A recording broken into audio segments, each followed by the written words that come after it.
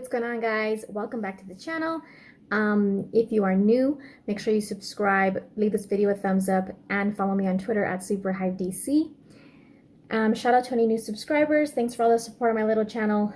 I really do appreciate all of the comments and likes and, sharing your thoughts and subscribing and everything. So I figured I'd make a video about, Joker, Jared Leto Joker has been quite a hot topic recently. There's been a lot of talk about him again. We know he's going to have a new look. There's been lots of speculation about what kind of scene he's going to appear in, how's he going to be involved, all of that. So just want to go over some things that, seen on Twitter, social media, things popping up here and there. So a couple of days ago, at the time of making this video, Daniel Rickman had tweeted, Leto's Joker looks pretty cool in the Knightmare scene. Kind of just threw that out there. So, of course, it caught a lot of attention, this tweet. Seems like nonchalant, as if everyone's supposed to just, that's not a big deal. But at the same time, I think that's mostly where people are expecting to see Jared Leto's Joker in the Snyder Cut. So then, the Moonlight Warrior retweeted that and said, long hair, rugged, no tats or capped teeth. I don't know if that's based on something that this person happens to, I don't know if that's based on something that they know, or if it's speculation based on the fact that we know he's going to have a different look and the little bit of description that Zack Snyder gave. He didn't really go into detail, of course. We know that he did show it to Grace Randolph prior to their latest interview that they had a couple of weeks ago. So it's possible that other people maybe have seen it. Chris Swenson from Ping Pong Flicks mentioned that Zack Snyder, he had an interview recently with Zack as well. He mentioned that Zack was going to show the Joker to him, but he was going to FaceTime Chris to show it to him, and because he doesn't have an iPhone, he wasn't able to do that with Zack. So he would have been able to see. So Zack is showing some people that he does interviews with how Joker is going to look. So it's possible that, I don't know if, I don't think Grace Randolph would show it to other people. That's just me. I think that Zack and her sources trust her to say what she can say, share what she can share, and not, other things. But I don't know. Some people sometimes know things, or their speculation is just correct. So, I think the long hair and rugged is a little bit more what a lot of us are expecting, because Jared Leto has been sharing plenty of pictures and posts on social media. He has the long hair. In some pictures he has a beard, and some pictures he doesn't. But around the time that there was, the additional photography was going on, like mid to late October, early November, he did have long hair and facial hair, and then suddenly he didn't have facial hair, and then it was growing back again after that. So, but the long hair didn't change, and I highly doubt they're going to somehow try to CGI him to have short hair. I don't think that would work out. So I think he is going to have long hair. Rugged, I think, makes sense as well, because Zack mentioned, a road-weary type of character, and it seems like that is the kind of tone that Zack would take him. Remember, he's not going to be the exact same Joker that we've seen in Suicide Squad. He's probably not going to be, this mob boss that runs Gotham. I guess it depends how we see him in the movie, but I think there's a reason why he has a different look. And, Zack wants to kind of take it to a different place. He mentioned the water that's gone under the bridge between him and Batman, so I think that implies a flashback scene, when he kills Robin, and that was probably before the time that he was the king of Gotham. And if I think there's a possibility we're going to see him in a flashback scene killing Robin and in a Knightmare scene that's, you know, in the future. That's just my personal speculation. So the no tattoos or cap teeth, you know, if we do see him in a flashback scene where he's not this mob boss gangster, then that probably would be a time when maybe he didn't have all these tattoos, and, you know, we know that the cap teeth or the teeth that he has are a result of Batman knocking them out after killing Robin. So it makes sense that he probably wouldn't have that. And also the tattoos and all that look was more of like a David Ayer thing that he wanted to do. And since Zack is taking a new spin on him, you know, it makes sense that he maybe doesn't want that look for him. Of course, we've had Easter eggs pop up in the teaser trailer for the Snyder Cut when we see the Joker card fly by. That Joker card is also on Batman's gun that he has, that we saw in BVS. And so there's just, again, lots of fun speculation. I would personally like to wait until the movie comes out to see what he looks like and to know how exactly we're going to see him, like what type of scene he's going to be in. But in 2016, Jared Leto had an interview. Sounds like he was talking about Suicide Squad. He's kind of talking about Joker, the role that he plays in Suicide Squad. And there was an interesting fan question that came up. A fan question was, you know, if Joker were to return in future movies, what villain would you like to see him team up with? And this is a quick clip from, you know, Jared Leto's response to that question. A couple of those. Sure. Carl says, if you were to return as the Joker, is there another DC villain that you would like to team up with? That's a great question, Carl. I think that the most compelling character to team up with would be Batman. I know he's not a villain, but it just would be so much fun. Isn't he though? Isn't he? To some, and in some versions, I think he has been kind of a villain. But I think that the thing about this film is, for a lot of people, the Joker is exciting when he's pulling the strings. And in this film, it's more of an introduction to the Joker. And as the film stands now, I think it's much more of a supporting part than a lot of people may have assumed. But it feels like there could be more to come. That makes me assume there is going to be more to come. I think it entirely depends upon the response of the public. If they respond to this Joker, I could imagine the Joker coming back. But if they don't, I certainly wouldn't want to overstay my welcome. So pretty interesting, right? That he mentioned Batman.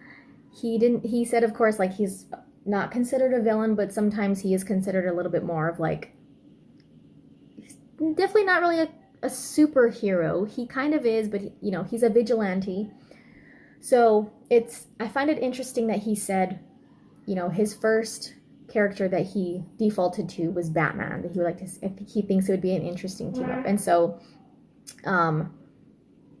that's pretty interesting that he said that way back before Suicide Squad came out. I don't know if, he just happened, that was just his answer, that's who he thought he would like to see him team up with. Or, if, I don't know if Zack had this in mind from a long time ago, that, hey, this is what I would like, maybe not actually like pitching it to him as, hey, do you want to do this? But just ideas that, maybe he had at the time, thinking about things that he would like to do in the future. But either way, it's pretty cool to hear him talk about that, if indeed it does happen in the Snyder Cut. So, yeah, just always fun speculation. It's cool, people have, of course, made fan art to show what they think he could possibly look like in the Snyder Cut. Then today, DATRINI, who is of course a very popular artist who creates lots of cool art, especially for all these superhero and DC comic book characters, Marvel characters, he shared like a blurred image, and it still looks cool even though it's blurred, of his Knightmare Joker. That, you know, that's his take on it, how he thinks that it's possible, you know, what he thinks he might look like, similar, you know, his spin on it, his take on the character. He does some really, really cool art, which I'm sure most of you know, but even though it is blurry, it looks very interesting. Like the outfit looks pretty cool. Of course, it's still purple and green. It still has Joker colors, you know, but a little bit of, you know, different from what we've seen him before. He doesn't seem to have long hair in that blurred image, unless you can't tell it's long, but it doesn't look long to me. But nevertheless, it is a cool piece of, you know, fan-made art. And some other people have thrown some fan-made art out there as well about, you know, ever since we got Zack's vague description of how we can expect to see a new look for him. And then, of course, Grace Randolph had mentioned that what it reminded her of is how video games reimagine characters, and that if there were to be like a Jared Leto Joker spin-off movie in some way, like it would be a good contender for the design for his character. Now, something that has also been talked about recently, that's not necessarily, it's not directly DC related, but it sort of is in a way, and that is that Joss Whedon has been removed, I guess you would say, from his project for HBO Max, The Nevers. Now, of course, this is not, like I said, directly DC related or Snyder Cut related, but I think a lot of the fandom has, you know, found it relevant in the fact, just because of, you know, the investigation and everything going on into his treatment of the cast members during the reshoots for Justice League.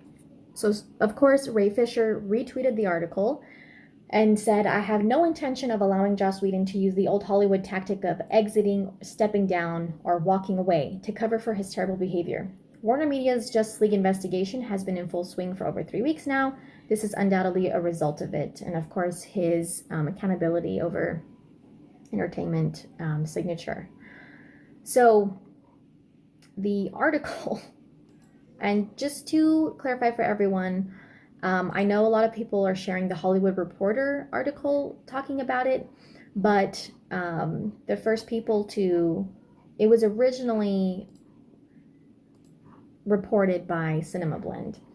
So that's where the article originated. And it's very interesting to look at the two, now this was not like a DC property or anything like that project, but it's interesting to look at the very different statements from HBO Max or HBO and Joss Whedon's, well, it just says HBO, so I don't know if it's HBO Max, but either way, it's a HBO Warner Media project. Very different statements. So Joss Whedon's statement is, "This year of unprecedented challenges has impacted my life and perspective in ways I could never have imagined, and while developing and producing The Nevers has been a joyful experience, I realize that the level of commitment required moving forward, combined with the physical challenges of making such a huge show during a global pandemic, is more than I can handle, without the work beginning to suffer. I am genuinely exhausted, and am stepping back to marshal my energy towards my own life, which is also at the brink of exciting change. I am deeply proud of the work we've done. I'm grateful to all my extraordinary cast and collaborators, and to HBO for the opportunity to shape yet another strange world. The Nevers is a true labor of love, but after 2+ years of labor, love is all I have to offer. It will never fade." So, now HBO's statement. we have parted ways with Joss Whedon. We remain excited about the future of the Nevers and look forward to its premiere in the summer of 2021. Very different statements that don't really have much in common besides the fact that he's not going to be part of the project anymore. And they are still aiming for the same release date as before. So it doesn't seem like they've changed that. And so, yeah, very different statements. Parting ways, I don't think, is typically a phrase that would be used to describe that a director, producer, writer, like he was supposed to be like pretty much everything, producer, writer, director, showrunner. I don't think parting ways is a typical phrase used for when someone is leaving. I mean, when someone has been let go from a project. I think it's kind of a nice way of saying, like, it wasn't really his decision. We made that decision for him to leave. That's what I think. It doesn't seem like, you know, they said, if they would have said something like, we support his decision to leave, we, you know, are thankful that we got this, you know, it's been a positive experience and we're, you know, we look forward to, you know, going ahead with the show and everything that all the work he's done on the show, you know, something a little bit more along those lines, like showing support for the fact that he feels like he needs to leave because of challenges and blah, blah, blah, all that nonsense.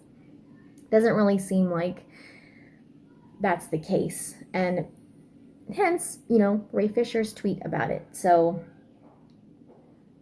yeah, even though it's not a DC project, I'm sure Ray Fisher and those involved in the investigation, those who, probably just the Justice League cast in general, who have, you know, experienced the allegations, you know, that have been made against him, I'm sure they feel like, you know, finally the investigation is making progress in that way. So I just wanted to kind of talk about those things, some things that have been talked about recently.